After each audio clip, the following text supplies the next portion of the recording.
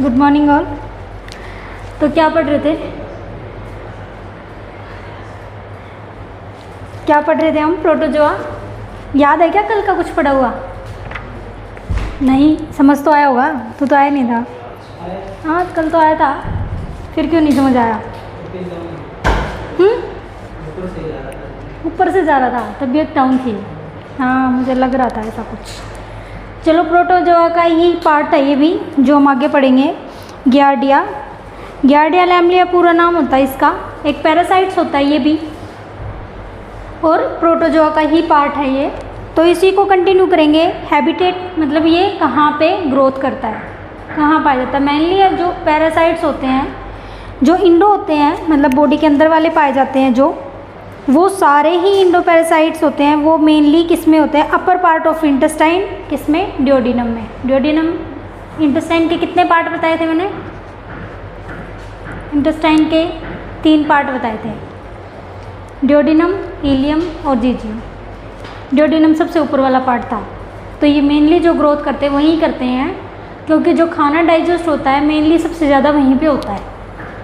ठीक है, तो जो मेनली पैरासाइट्स होते हैं उनके हमारे एडवांटेज भी हैं और डिसएडवांटेज भी हैं, फ़ायदे नुकसान दोनों हैं। तो इसलिए वहीं पे ज़्यादा अधिकतर पाए जाते हैं। तो ये वाला भी गियार्डिया भी कहाँ पे हैबिटेट करेगा? ड्यूोडेनम में करेगा। ड्यूोडेनम क्या है? अपर पार्ट है किसका? इंटेस्टाइन का, स्मॉल इंटेस्टाइन का। तो अब तो सारे जो ऑनलाइन बच्चे उनके पास भी ये वाले नोट्स हैं भाई, तो सारे देख लेना। तो इसकी मॉर्फोलॉजी में ये बता रखे हैं कि क्या कितनी लेंथ होती है इसकी। हर एक पैरासाइट्स की अलग अलग लेंथ होती है, अलग अलग विड्थ होती है। विड्थ क्या है? चौड़ाई। तो लेंथ इसकी है, इसको माइक्रो यूनिट नहीं सिर्फ यूनिट में नापा गया है। 10 से 20 यूनिट इसकी लेंथ होती है, 6 से 15 इसकी विड्थ होती है, और 1 से 3 इसकी थिकनेस होती है, मोटाई। डोर्सल सरफेस इसका कॉन्वेक्स होता है, वेंट्रल सरफेस कॉनकेव होता है, anterior and is round, posterior is point. Dorsal ventral कौन सा हुआ? देखो इसने क्या कहा है, ये एक साइड से तो कॉन्वेक्स कॉनकेव मैंने आपको बताया था। कॉन्वेक्स जो कॉनकेव होते हैं वो इस तरह से, और कॉन्वेक्स होते हैं वो ऐसे। ठीक है, तो ये आगे की साइड से कॉन्वेक्स और वो है कॉनकेव है। एंटीरियर एंड जो आगे की साइड है, जो जहाँ से स्टार्ट हो रही है माउथ की साइड से, वो राउंड शेप में है। उनकी बॉडी आएगी इधर से, और पिछली साइड से उनकी टेल आएगी। जो बैक साइड होगी वो उनकी टेल आएगी, तो पॉइंट होता है उनका। पोस्टीरियर एंड इज पॉइंट, क्योंकि एक वो पैरासाइट्स ही तो है ना, कीड़े जैसा स्ट्रक्चर है ना, तो वो वाला बता रहे हैं। और ये मल्टीप्लाई किससे करेंगे? बाइनरी फिजन से। बाइनरी फिजन मतलब 1 से 2, 2 से 4, ऐसे ये मल्टीप्लाई करेंगे। मल्टीप्लाई मतलब ग्रोथ करेंगे। जो वर्ड तुम्हें ऐसे लग रहा है कि अगली बार याद नहीं रहेगा, उनको हिंदी में लिखते रहा करो इनके ऊपर। जैसे आप रीड आउट करोगे आपको समझ में आ जाएगा। तो इसमें कोई वो बात नहीं है हैरानी वाली, सभी बच्चे लिखते हैं ऐसे। मतलब मेरी कोई पुरानी बुक उठा के देखना, जब हम जूनियर हुआ करते थे, सारी बुक पे हिंदी के वर्ड लिखे हुए हैं, जब हमारे लिए ये चीज़ें नहीं थी। तो इसके लिख लिया करो, उससे ना तुम्हें कभी भी पढ़ोगे तो तुम्हें तुरंत याद आ जाएगा। बस हिंट ही देना होता है थोड़ा सा, फिर तुम्हें याद आ जाएगा। तो ये इसकी लाइफ साइकिल क्या होती है? लाइफ साइकिल मतलब वो कैसे ग्रोथ करता है। जो ये वाला पैरासाइट्स होता है गियार्डिया, ये ग्रोथ कैसे करता है? मतलब अधिकतर पैरासाइट्स वही सेम ही ग्रोथ करते हैं, इंटेस्टाइन में कर रहे हैं। तो oral cavity to intestine, bowel to mouth, इनका जो इन्फेक्शन फैलता है ना, बाउल टू माउथ ही फैलता है ना, कि आप वो उसने स्टूल पास किया, उससे इन्फेक्टेड हाथ या फ्लाइज या फोमाइट्स, कुछ भी आपके खाने पीने की चीज़ों तक पहुँचे हैं, वहाँ से फिर आपने खा लिया। तो ये ऐसे ही होता है सबका लाइफ साइकिल। तो इसका भी सेम ऐसे ही होगा। Cyst ingest through the food and water, जो इनका सिस्ट है वो आपके खाने और पीने की चीज़ों के साथ आपके बॉडी के अंदर गया है। मेनली जो इन्फेक्शन होते हैं, और भी अदर बहुत सारे एयरबोर्न को छोड़ के, एयरबोर्न होते हैं जो हवा से फैलते हैं। तो हवा वाले इन्फेक्शन मेनली किससे जाते हैं? सांस से जाते हैं। एयरबोर्न होते हैं जो मेनली वो हवा से, सांस से जाते हैं। लेकिन जो अदर होते हैं, जो आपके डाइजेस्टिव सिस्टम वाले जितनी भी डिजीज़ हैं, बहुत एक लंबी चौड़ी उनकी लिस्ट है, वो अधिकतर आपके खाने और पीने की चीज़ों से ही फैलते हैं। क्योंकि जो आप खाना पीना खा रहे हो, अगर वो इन्फेक्टेड है तो वो आज नहीं कल वो असर दिखाता है फिर, ठीक है। तो सिस्ट जैसे आपने खाना और पीने के साथ खाया तो उसी के अंदर आपके इंजेस्ट हो गया और रीच द स्टमक, और फिर कहाँ तक गया वो, स्टमक तक। तो पहले इन्फेक्टेड क्या चीज़ हुई, इन्फेक्टेड क्या हुआ, पहले आपका खाना, जो भी आप खाना खा रहे हो तो उसका कौन सा रूट हुआ, ओरल, ओरल हुआ ना, माउथ से गया ना, ये ओरल रूट हुआ। आपने खाने पीने की चीज़ें खाई, ओरली खा ली वो, फिर वो कहाँ तक गया, उसके बाद स्टमक तक चला गया। जो भी आपने खाना खाया था वो स्टमक तक, वो कैसे पहुँचा वो आपको पता ही है, ओरल कैविटी में गया, फिर इसोफेगस में गया, और फिर कहाँ चला गया, स्टमक में चला गया, जो भी आपने खाना खाया था। फिर वहाँ पे जो ये सिस्ट एंट्री किया था, जो स्टमक के अंदर सिस्ट की जो वाल होगी, ऊपर वाली वाल होगी, वो क्या हो जाएगी, ब्रेक डाउन हो जाएगी। यहाँ पे उसकी जो सिस्ट की वाल होगी वो ब्रेक डाउन हो जाएगी, टूट जाएगी, और ब्रेक डाउन होने से क्या हो जाएगा, उसका न्यूक्ली बाहर आ जाएगा, और वहाँ पे क्या होगा, वो डिवाइड करेगा, उसका न्यूक्ली बाहर आ जाएगा। फॉर्मेशन ऑफ द ट्रोफोजोइट्स, मतलब उसका फॉर्मेशन होनी शुरू हो जाएगी। यहाँ पे उसका न्यूक्ली बाहर आया है और इसकी फॉर्मेशन हो जाएगी किसकी, ट्रोफोजोइट की, इसके ट्रोफोजोइट बनना शुरू होगा। और फिर ये कहाँ पे स्टेबलेट करेगा, कहाँ पे रुकेगा जाके, इंटेस्टाइनल विली। विली बताया था मैंने क्या होता है, बताया मैंने, हर बार बता रही हूँ मैं। इंटेस्टाइन में धागे जैसे फिंगर लाइक स्ट्रक्चर होते हैं जो मूवमेंट करने का काम भी करते हैं और अब्जॉर्ब करने का काम भी करते हैं। वहाँ पे जाके ये अटक जाते हैं, वहाँ पे इस्टेब्लिश हो जाते हैं जाके, और वहाँ पे इसका जो ट्रोफोजोइट्स था, इसके वो थे एम्ब्रॉय थे, वो वहाँ पे मल्टीप्लाई करेंगे। कहाँ करेंगे मल्टीप्लाई, इन डिओडिनम, स्मॉल इंटेस्टाइन का ये जो फर्स्ट पार्ट था, वहाँ पे जाके विल्ली में जाके इस्टेब्लिश हो जाएंगे, रुक जाएंगे वहाँ, और वहाँ पे ये मल्टीप्लाई करेंगे। मल्टीप्लाई मतलब ग्रोथ करेंगे वहाँ जाके, और फिर क्या करेंगे, इन्फेक्शन कोज करेंगे। होगी ना ये बात तो क्लियर। तैसे ये वैसे ही इन्फेक्शन कर रहा है, ये सारे जो पैरासाइट्स होते हैं ऐसे ही इन्फेक्शन करते हैं। फिर आगे प्रोग्नोसिस। प्रोग्नोसिस है, अगर आपके बॉडी के अंदर ये चला गया तो आपको क्या क्या प्रॉब्लम्स आएंगी, क्या क्या आपके सिम्टम आएंगे। जो गियार्डियाज होता है करेक्टराइज्ड बाय, सबसे पहला है जो इसके फॉर्मेशन करेगा, नोजिया। नोजिया क्या होता है, सुना है वर्ड नोजिया? जो इसके क्लिनिकल फीचर्स आएंगे, सबसे पहला है नोजिया। नोजिया क्या होता है, नोजिया होता है जैसे आपका कई बार वोमिटिंग का मन करता है, वोमिटिंग नहीं आ रही लेकिन मन कर रहा है, होता है कई बार सफरिंग में भी हो जाता है, या फिर आप झूले पे बैठ रहे हो तभी भी हो जाता है ना, और या फिर ज़्यादा गर्मी के कारण भी हो जाता है, उल्टा सीधा खा लिया तभी भी हो जाता है। तो वो नोजिया होता है, जी मचलाना, मतलब उल्टी आई नहीं है अभी लेकिन आपका मन हो रहा है, जी मचलाना बोलते हैं जिसको, वो कंडीशन नोजिया होती है। तो अगर ये आपके इन्फेक्शन इसने कर दिया है स्टमक में जाके, तो पेशेंट को सबसे पहले क्या हो जाएगा, नोजिया होना शुरू हो जाएगा, नोजिया होगा। दूसरा एनोरेक्सिया। एनोरेक्सिया होता है loss of appetite, loss of appetite. Appetite क्या होती है, भूख लगना, एपेटाइट होगी भूख लगना। लॉस ऑफ एपेटाइट मतलब भूख नहीं लगेगी, पेशेंट को भूख ही नहीं लगेगी, भूख लगेगी नहीं, और अगर वो थोड़ा सा कुछ खाने की कोशिश भी करेगा तो उसको नोजिया हो रखा है, वैसे ही मन नहीं होएगा खाने का, है ना। नोजिया होता है तो खाने का मन नहीं करता कुछ भी, तो दोनों कंडीशन एक साथ काम करेंगी। एनोरेक्सिया साथ में भूख लगेगी ही नहीं। फिर उसका वाटरी स्टूल आएगा। वाटरी स्टूल मतलब लूज मोशन होंगे और स्टूल बिल्कुल वाटरी फॉर्म में आएगा, ठीक है। जैसे लूज मोशन होते हैं तब होता है कई बार ना कि बिल्कुल वाटरी फॉर्म में आता है स्टूल, तो जो वो वाटरी फॉर्म आता है ना वो बहुत ही डेंजरस होता है, उसमें सारे बॉडी के इलेक्ट्रोलाइट्स निकल जाते हैं, तो पेशेंट को वाटरी स्टूल आएगा। वाटरी स्टूल के बाद स्टीनोरिया होएगा।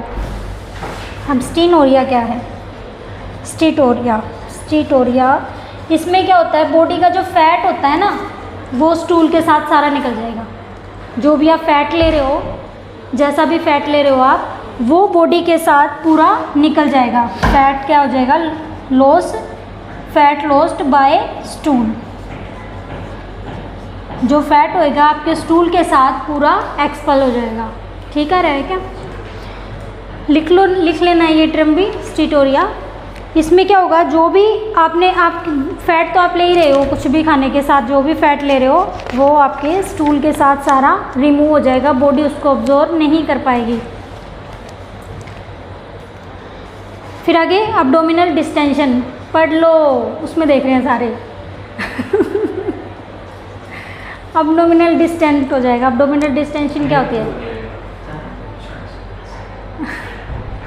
एब्डोमिनल डिस्टेंशन क्या हो जाएगी? अब जो एब्डोमिनल कैविटी होगी वो हैवी फील होगी, हैवीनेस फील होगी एब्डोमिनल कैविटी में, जैसे आपने बहुत ज़्यादा खा रखा है और डिस्टेंशन हो रखी है, मतलब रिलीफ फील नहीं होगा, टाइट टाइट जैसा फील होता है ना, बहुत खाने के बाद होता है जैसा, वो है हैं आफ्रो, हाँ वो ये जो भी है। तो एब्डोमिनल डिस्टेंशन होगी, वही होता है, मतलब डिस्टेंशन वही होता है, फारा बोलते हैं जिसको। फिर आगे सीवियर फ्लूटलेंस। फ्लूटलेंस क्या होता है? गैस पास होना, ठीक है। सीवियर मतलब बहुत ज़्यादा होएगी कि आप पब्लिक प्लेस में खड़े ही नहीं होगे, भगा देंगे लोग आपको वहाँ से, ठीक है, क्लास में से भी। तो फ्लूटलेंस क्या होती है? Gas out by body. ये टर्म्स लिखते रहना, क्योंकि टर्म्स होंगी ये नहीं है, इनको भूलोगे आप, फिर आपको ये लगेगा कि ये तो पता नहीं क्या था, पढ़ा ही नहीं, मैडम ने तो बताया ही नहीं। टर्म्स लिखते रहना, और चीज़ें आप अंदाज़ा लगा लोगे, इनको भूल जाओगे। फिर आगे बाइलरी डिजीज़ हो सकती है, बाइल से रिलेटेड कोई भी जो बाइल बना रही है बॉडी, उससे रिलेटेड डिजीज़ हो सकती है, अगर एक्सेसिव बनेगी या फिर वो यूज़ ही नहीं हो रही है। सेकेंडरी विटामिन ए डेफिशिएंसी, और साथ में विटामिन ए की डेफिशिएंसी हो जाएगी, ठीक है। फिर आगे इसकी लैब डायग्नोस्टिक क्या करोगे? लैब डायग्नोस्टिक का पेशेंट आया आपके पास ये सारी प्रॉब्लम्स लेके, कि उसको ये सारे सिम्टम आ रहे हैं, तो आप उसकी लैब डायग्नोस्टिक क्या करोगे बीमारी पता लगाने के लिए? लैब में आया, वो आपके पास आया है, तो आपको क्या क्या टेस्ट करवाओगे?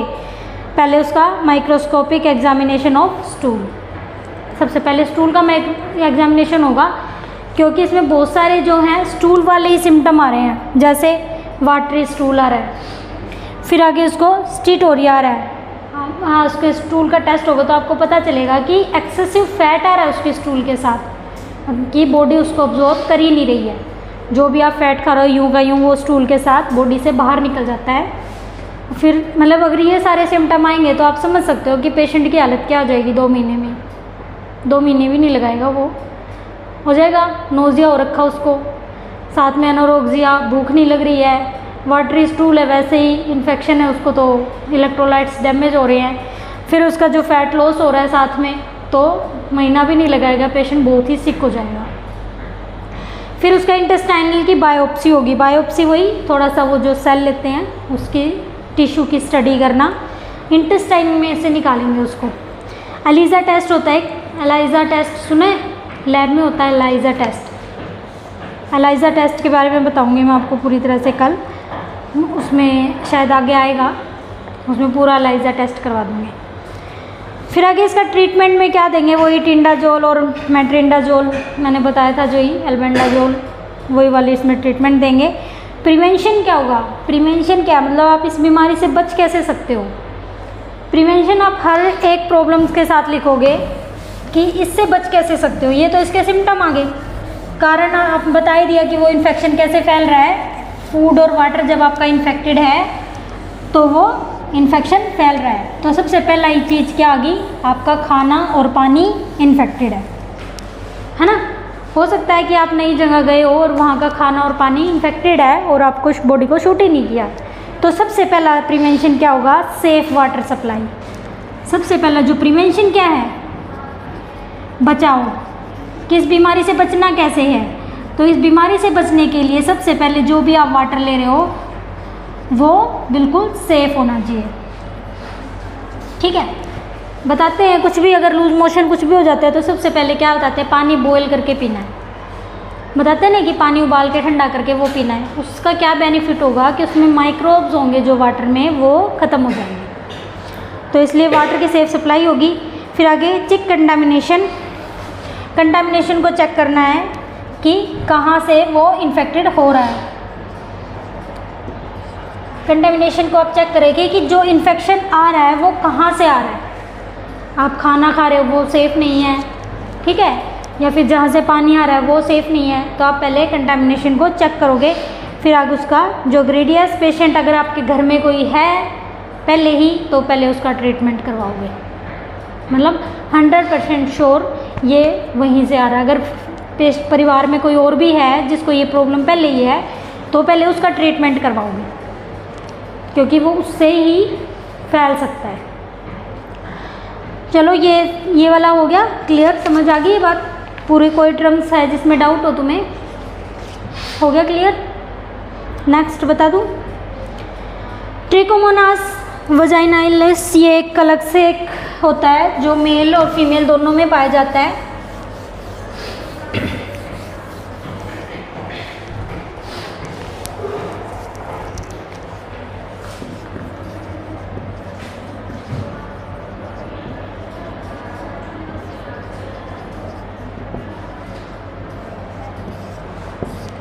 ये एक अलग से पैरासाइट्स पाया जाता है, मेनली जो फीमेल में भी और मेल में भी सेक्सुअल पार्ट्स में मिलता है ये, और ये बहुत सारे सीवियर इन्फेक्शन कोज कर देता है। देखो हैबिटेट किस में मिलेगा? फीमेल की वजाइना और मेल की यूरेथ्रा में मेनली पाया जाता है ये, और इसकी मॉर्फोलॉजी वही पीयर शेप का होता है। 10 से 30 की लेंथ होती है, 5 से 30 इसकी विड्थ होती है, और इसके अंदर फ्लैजिला होते हैं 4 एंटीरियर। इसके अंदर ही फ्लैजिला, क्या बताया था मैंने आपको? किस में पढ़े हमने फ्लैजिला? बैक्टीरिया में पढ़े थे ना। फ्लैजिला एक धागे जैसे स्ट्रक्चर थे जो उसको मूवमेंट करने में हेल्प कर रहे थे, है ना। तो इसके जो इसका पियर शेप का वो होगा, उसके अंदर 4 फ्लैजिला इंटरनल मिलेंगे। फिर आगे राउंड इसका न्यूक्लिय होगा, और इसमें ग्रैनुल्स, क्रोमैटिन ग्रैनुल्स, छोटे छोटे दाने जैसे स्ट्रक्चर होंगे, और बाइनरी फिजन से ये भी मल्टीप्लाई करेगा, ठीक है। बाइनरी फिजन वही 1 से 2, 2 से 4 करके मल्टीप्लाई करेगा। Mode of transmission, mode of transmission क्या होता है? मोड ऑफ ट्रांसमिशन क्या होता है? नाम से ही क्या पता लग रहा है? ट्रांसमिशन क्या होता है? ट्रांसमिशन होता है फैलना। मोड ऑफ ट्रांसमिशन कि ये फैलता कैसे एक से दूसरे में, वो तो आपका जो डाइजेस्टिव सिस्टम में होता है वो मैंने बताया कि स्टूल से या फिर आपके खाने पीने से फैल रहा है। लेकिन ये मेनली जो प्राइवेट पार्ट्स में मिलता है, तो वो कैसे फैलेगा? तो वो मेनली देखो person to person contact, person to person contact से फैलेगा ये। और दूसरी बात क्या बताइए इसने? बर्थ कैनाल, अगर मदर को है तो बच्चे को हो सकता है जो बर्थ कैनाल से फैल जाएगा। और थर्ड क्या है? फोमाइट्स। फोमाइट्स क्या होते हैं? फोमाइट्स होते हैं कुछ आर्टिकल्स जैसे कपड़े, ठीक है, या फिर कुछ भी ऐसी आपके चेयर टेबल कहीं भी वो पैरासाइट्स अगर आ गए हैं, कपड़े जैसे किसी इन्फेक्टेड पर्सन के आपने भी पहन लिए हैं, तो क्या होगा? ये इन्फेक्शन बॉडी में आ सकता है। तो फिर आगे पैथोजेनिक क्लिनिकल फीचर्स क्या होंगे इसके? इसमें पेशेंट्स को क्या क्या प्रॉब्लम्स आनी शुरू हो जाएंगी, क्या क्या आएंगे इसमें क्लिनिकल फीचर्स? देखो, अगर ये बॉडी के अंदर एंट्री कर गया है ये वाला पैरासाइट्स, तो क्या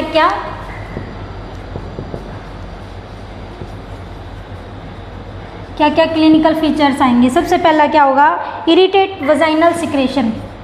वजाइनल से एक सिक्रेशन आएगा जो बहुत इरिटेटिंग होगा वो। फिर जो है वजाइनल फ्लो होगा, फ्लूड जो एक वजाइनल फ्लो होता रहेगा पेशेंट को। और मेल में लिक्विड ग्रीनिश और येलो वजाइनल सिक्रेशन होगा। जो सिक्रेशन होगा वो कैसे कलर का होगा? लिक्विड फॉर्म में, ग्रीनिश और येलोइश।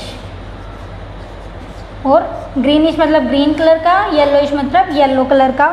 और यूरेथ्राइटिस हो जाएगा। मैंने देखो कुछ चीज़ मैंने आपको बताई थी कि जिसके पीछे ITS लग गया तो उसकी इन्फ्लामेशन, यूरेथ्राइटिस मतलब इन्फ्लामेशन ऑफ द यूरेथ्रा। और प्रोस्टाइटिस, inflammation of the prostate gland, ठीक है। तो इसके साथ में लिख लेना अगर नहीं याद रहता है तो। जो यूरेथ्राइटिस है, यूरेथ्राइटिस नाम से ही पता लग रहा है इन्फ्लामेशन ऑफ द यूरेथ्रा। और जो प्रोस्टाइटिस है, प्रोस्टाइटिस मतलब inflammation of the prostate gland, ये मेल में पाए जाते हैं और इन दोनों की इन्फ्लामेशन हो जाएगी मेल पेशेंट के अंदर। ठीक है, ये मेल और फीमेल के सिम्टम बता रहे हैं, ये साथ में लिख लेना, तुम्हें याद रहेंगे। प्रोस्टेट ग्लैंड का इन्फ्लामेशन हो जाएगी। फिर आप उसमें लैब डायग्नोस क्या करवाओगे, लैब के डायग्नोस क्या कराओगे, जो वेजाइनल सिक्रेशन है उसकी एग्जामिनेशन होगी, और मेल पेशेंट है उसकी यूरिन की एग्जामिनेशन होगी, और प्रोस्टेट ग्लैंड से जो सिक्रेशन आ रहा है उसकी भी एग्जामिनेशन होगी, और कल्चर भी लेंगे। ठीक है, क्लियर। फिर इसका ट्रीटमेंट वही मेट्रोनिडाजोल और डाउचिंग एक ट्रीटमेंट है, ये भी साथ में दे जाएगा। तो ये वाला भी एक क्या है, एसटीडी में आता है। जो एसटीडी होती है सेक्सुअल ट्रांसमिटेड डिजीज़ होती हैं, उनमें ये एक मेनली पैरासाइट्स पाया जाता है, जिसके कारण बहुत सारी सेक्सुअल ट्रांसमिटेड डिजीज़ होती हैं। ये दोनों चीज़ बता रहे हैं तुम्हें, जो तुम्हारा पैरासाइट्स है वो भी बता रहे हैं, साथ में तुम्हें डिजीज़ भी बता रहे हैं, है ना। तो दोनों चीज़ की नॉलेज आपको हो रही है। फिर आगे लिस्मेनिया डोनोवानी, ये भी एक अलग से पैरासाइट्स है।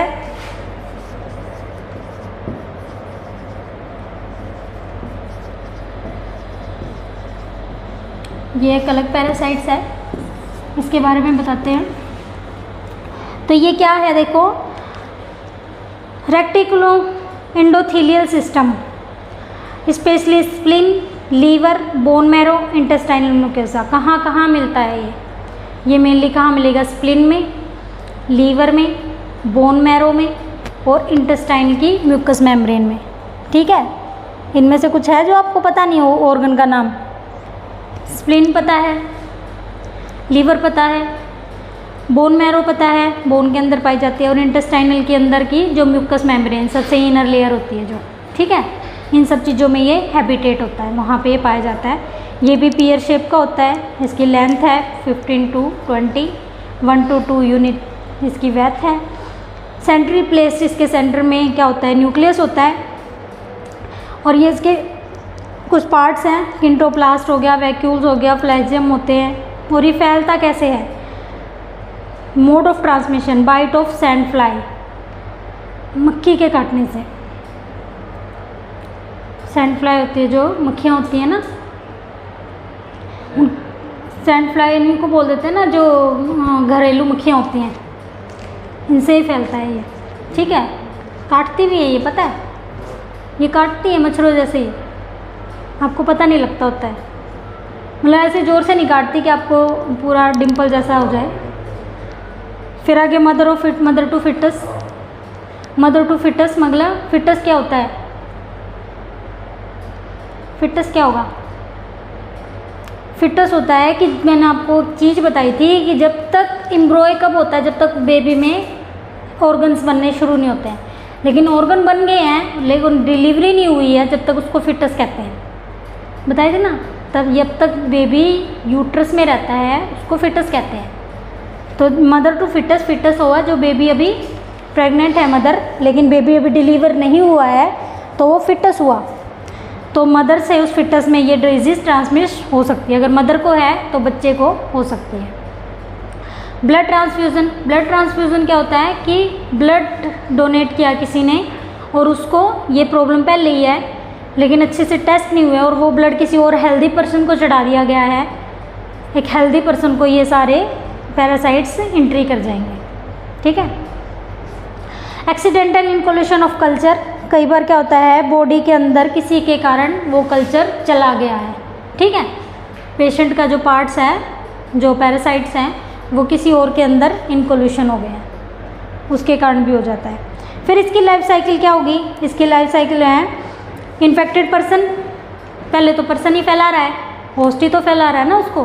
कोई भी इन्फेक्टेड पर्सन है, ये पहले इन्फेक्टेड पर्सन में होगा, कोई भी जिसके अंदर ये पहले से ही मौजूद है, ये वाली चीज़ इन्फेक्टेड पर्सन है जिसके अंदर पहले से ही ये बैक्टीरिया, ये पैरासाइट्स मौजूद है। वो क्या करेगा, female sand fly after sucking the food, जो फीमेल सैंड फ्लाई होगी वो क्या करेगी, उसने खाने पे इन्फेक्टेड कर दिया खाना, जो फीमेल सैंड फ्लाई ने आपके खाने पे इन्फेक्टेड कर दिया। फिर आगे डेवलपमेंट ऑफ द लेज़मेनिया, अब वहाँ पे डेवलप हो जाएगा इसकी डेवलपमेंट हो जाएगी। डेवलपमेंट के बाद क्या हुआ, कॉम्प्लिकेशन, जो उसका completion of the cycle in the sand fly, sand fly के अंदर ही इसका मल्टीप्लाई होगा। ठीक है, सैंड फ्लाई है जो उसके अंदर ही इसकी ग्रोथ हो जाएगी। जो उसकी पूरी लाइफ साइकिल है सैंड फ्लाई के अंदर हो जाएगी। सैंड फ्लाई क्या करेगी, बाइटिंग द होस्ट, उसने एक होस्ट को बाइट कर लिया। रिलीज ऑफ लेने ब्लड सर्कुलेशन, अब वो ब्लड सर्कुलेशन उसके अंदर छोड़ दिया। ब्लड सर्कुलेशन के अंदर उसने बैक्टीरिया, इसके पैरासाइट को छोड़ दिया। ब्लड सर्कुलेशन के अंदर छोड़ा, ब्लड सर्कुलेशन के अंदर छोड़ दे, पर्सन क्या हुआ, इन्फेक्टेड हो गया। ठीक है, मतलब ये जो पैरासाइट्स हुआ वो सैंड फ्लाई के अंदर गया, सैंड फ्लाई के अंदर ही इसने पूरी ग्रोथ की। वो ह्यूमन बीइंग के अंदर हो रहे थे, ये सैंड फ्लाई के अंदर ग्रोथ की। पूरा ग्रोथ होने के बाद जैसे एक हेल्दी पर्सन को इसने बाइट किया, वो ब्लड सर्कुलेशन के अंदर आ जाता है और एक ह्यूमन बीइंग भी क्या हो जाएगा, इन्फेक्टेड हो जाएगा। फिर आगे कितना टाइम हो गया, चलो कर लेते हैं अभी तो थोड़ा सा और, फिर मलेरिया कल पढ़ा दूँ, ये थोड़ा सा रह गया। फिर आगे इसके पैथोजेनिक और क्लिनिकल फीचर्स क्या होंगे। क्लिनिकल फीचर इसी डिजीज़ के बता रहे हैं कि इस अगर पेशेंट के अंदर, अगर पेशेंट के अंदर ये पैरासाइट एंट्री कर गया तो क्या क्या सिम्टम दिखाई देंगे पेशेंट के। सबसे पहले enlarge and soft spleen, spleen का साइज़ क्या हो जाएगा, बढ़ जाएगा। स्प्लीन के साइज़ को बढ़ जाएगा तो क्या कहेंगे, स्प्लीनोमेगाली, है ना। स्प्लीन का साइज़ बढ़ गया है तो इसको आप क्या बोलोगे, स्प्लीनोमेगाली बोलोगे। Enlarge and the congestive liver, जो लीवर का साइड भी कंजेस्टेड हो जाएगा और बढ़ जाएगा तो इसको क्या बोलोगे, हिपैटोमेगाली, है ना, बोलोगे ना। लीवर के साइज़ को बढ़ने को हिपैटोमेगाली बोलोगे, स्प्लीन के साइज़ को बढ़ने को स्प्लीनोमेगाली बोलोगे। Cloudy swelling of kidney, kidney के ऊपर भी हल्की क्लाउडी स्वेलिंग आ जाएगी, किडनी के ऊपर भी स्वेलिंग आ जाएगी, मतलब किडनी भी इन्फेक्टेड हो जाएगी। फिर आगे इरेगुलर फीवर, इरेगुलर मतलब कभी आ रहा है कभी नहीं आ रहा है। रेगुलर फीवर होगा तो वो कंटिन्यू चलेगा, इरेगुलर मतलब एक बार ठीक हो गया दोबारा फिर हो गया, सुबह ठीक हुआ शाम को हो गया, शाम को ठीक हुआ सुबह हो गया, मतलब इरेगुलर चलता रहेगा। फिर आगे अनीमिया, अनीमिया क्या था, अनीमिया क्या है,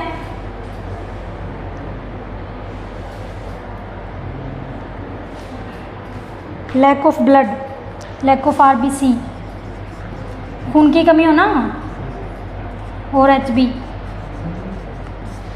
खून की कमी बोलते हैं अनीमिया, अनीमिया बोलते हैं। Loss of weight, weight patient का लॉस हो जाएगा। वेट लॉस होने के रीज़न यही होंगे क्योंकि उसका लीवर काम नहीं करेगा, स्प्लीन काम नहीं करेगा, किडनी काम नहीं करेगी, है ना, वो सब इन्फेक्टेड हो चुके हैं तो पेशेंट का वेट तो अपने आप से ही लॉस होता चला जाएगा। ड्राई स्किन, स्किन बिल्कुल ड्राई हो जाएगी। और ब्रिटल हेयर, बाल भूरे हो जाएंगे, ड्राई स्किन हो जाएगी, बाल उसके ग्रे कलर के टूटने लग जाएंगे अपने आप से। क्या क्यों हंसी आई, कुछ तो हुआ बालों पे हंसी आई। स्किन पिगमेंट्स, स्किन के ऊपर पिगमेंट्स हो जाएंगे, धब्बे धब्बे जैसे दिखाई देंगे स्किन के ऊपर। एपिस्टैक्सिस, एपिस्टैक्सिस क्या होगा, ब्लीडिंग फ्रॉम द नोज़, नाक से ब्लीडिंग आना, नक्सीरी बोलते हैं जिसको। एक तो गर्मी में आती है लेकिन एक इस बैक्टीरिया इससे पैरासाइट अगर एंट्री कर जाता है तो भी आती है, ठीक है। तो एपिस्टैक्सिस साथ में लिख लो, एपिस्टैक्सिस का ब्लीडिंग फ्रॉम द नोज, ठीक है। तो ये सारी सिम्टम इसके अंदर आ ही रहे हैं। काला अजहर फीवर बोलते हैं इसको, एक फीवर होता है काला अजहर, वो इस पैरासाइट से होता है, ठीक है। इसमें ये सारे सिम्टम उस काला अजहर में भी आते हैं। अगर काला अजहर फीवर है किसको तो ये वाले सारे सिम्टम आएंगे। लैब डायग्नोसिस में क्या क्या करवाओगे आप, अगर पेशेंट आपके पास ये आ रहा है तो आप लैब डायग्नोसिस में क्या क्या कराओगे। सबसे पहले क्या कराओगे, टीएलसी। टीएलसी क्या हुआ, TLC का क्या मतलब हुआ? Total leucocyte count. लिखो, TLC का मतलब हुआ टोटल ल्यूकोसाइट्स काउंट। DLC का काउंट, काउंट।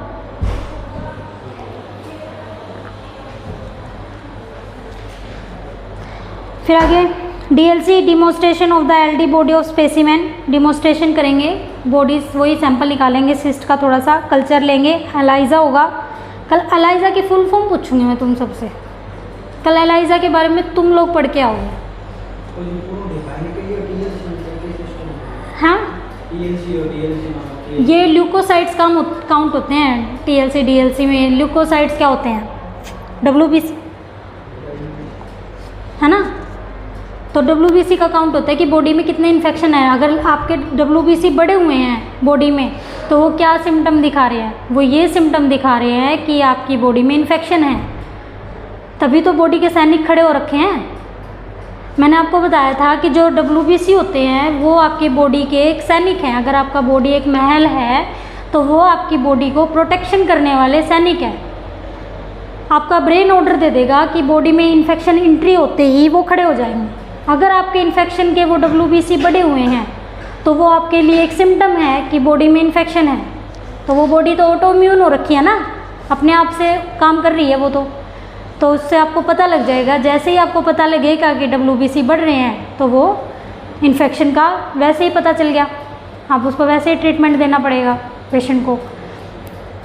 और जितने ज़्यादा बड़े हुए हैं वो इतना ही ज़्यादा बड़ा इन्फेक्शन होता है, बॉडी उसके अकॉर्डिंग ही उनको खड़ा कर देती है। फिर आगे ट्रीटमेंट क्या देंगे इसको? प्रिवेंशन, एंटीमोनियल ड्रग्स देते हैं इसमें। फिर आगे पेंटामिडाइन, और ये सारी टैबलेट्स हैं। अगर याद होती है तो कर लेना, बाकी तुम भूल जाओगे, मुझे पूरा पता है। जब तक तुम प्रैक्टिकली नहीं करोगे, जब तक तुम टैबलेट्स के नाम याद नहीं कर सकते, भूल जाओगे तुम। इसका प्रिवेंशन ज़रूर याद रखो कि प्रिवेंशन क्या होगा। अगर तुम्हें ट्रीटमेंट नहीं भी याद हो रहा है लेकिन प्रिवेंशन ज़रूर लिख के आना। वैसे तो तुम्हारे सब्जेक्टिव आएगा ही नहीं, ऑब्जेक्टिव आएगा, लेकिन फिर भी प्रिवेंशन ज़रूर पता होना चाहिए। प्रिवेंशन लिखना भी ईजी होता है क्योंकि अगर आपको कारण पता है तो आपको बचाव भी पता होंगे। अगर आप किसी बीमारी का कारण ही पता लग गया कि वो कैसे फैल रही है तो आपको उसके तो बचाव अपने आप से ही पता चल गए, उसके अगेंस्ट काम करना है। तो जैसे यूज़ ऑफ जो इंसेक्ट के वो होते हैं, स्प्रे होते हैं, इंसेक्ट के लिए डालते हैं। कौन से डालते हैं? खेतों में भी तो डालते हैं, घरों में भी डालते हैं, हिट वगैरह। तो वो सारे स्प्रे यूज़ करने हैं ताकि इंसेक्ट आसपास ख़त्म रहे, ज़्यादा ना हो। मॉस्किटो नेट्स यूज़ करना है, मैस डोर यूज़ करना है, रिप्लेंट जो नेट वो मच्छरदानी वगैरह बोल रहे हैं, मच्छरदानी यूज़ करनी है। या फिर वो जो ट्यूब्स लगा लेते हैं ना, वो कौन सी होती है, ओडोमास, ऐसी मतलब लाइक जैसे वो प्रॉपर ट्रीटमेंट। अगर इन्फेक्टेड पर्सन घर में है तो उसका प्रॉपर ट्रीटमेंट देना है। ठीक है, क्लियर? तो मतलब इसका क्या है, आपको इंसेक्ट से बचना है ताकि ये जो मच्छर मक्खियाँ हैं आपको ना काटें और इन्फेक्टेड ना हो। क्लियर? पढ़ के आना, कल मैं एलाइजा पूछूंगी एक, तो तुम सबसे क्या होता है तुम सब पढ़ के आओगे, कहीं से भी पढ़ के आना, बाकी मैं बताऊंगी फिर। ठीक है, चलो ओके, थैंक यू ऑल। बाकी कल कंटिन्यू करेंगे, बंद कर दो।